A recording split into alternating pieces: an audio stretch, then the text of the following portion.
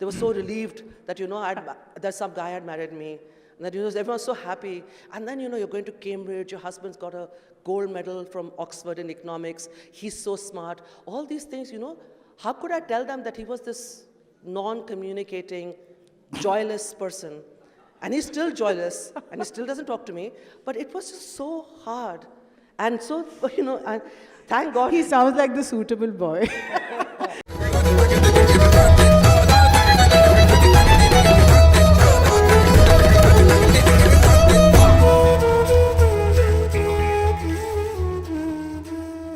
The first thing, you mentioned this to me when I actually met Asma the first time, full disclosure, when I went to the Darjeeling Express to have a meal with my mother.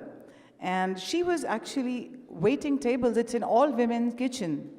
Women cook and only women serve. And none of these women are trained professional chefs. I think that has been Asma's main anthem in life. So we got chatting because she came to ask me if everything was all right. And by the end of that brief conversation, I wanted to know her better. And so I promptly wrote to a couple of publications I freelance for, and I said, would you like a story? And two wanted, and then there was a little tug of war between who would take it on the cover. So anyway, long story short, Asma said at that time that food has an emotional configuration. And you've both been immigrants.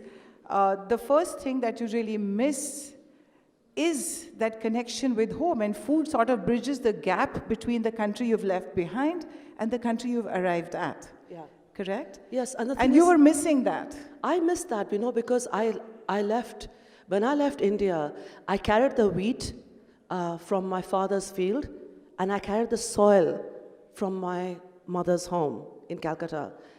And I carried my mitti with me in some ways, the earth of my country.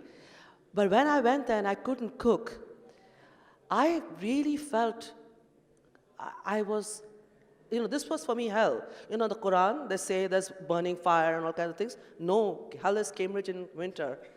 And no food. And also food cooked by my husband. This is how hell should be written. Not what the Quran says. This is what it is. And all my beautiful bridal clothes. I come from a Nawab family. My mother had collected my clothes. The presumption was I'd marry another Nawab. No Nawab wanted to marry me. So I was married off to this academic in Cambridge with no warm clothes, with clothes like this. I had matching shoes. And I'll never forget that, all my shoes were hand-stitched to match my clothes. The first time I went out in Cambridge, it was so cold and wet, and it was very wet. I remember the person who stitched my shoes, matching the embroidery of my dupatta. He told me, you will look like Rani of Jhansi when you go out.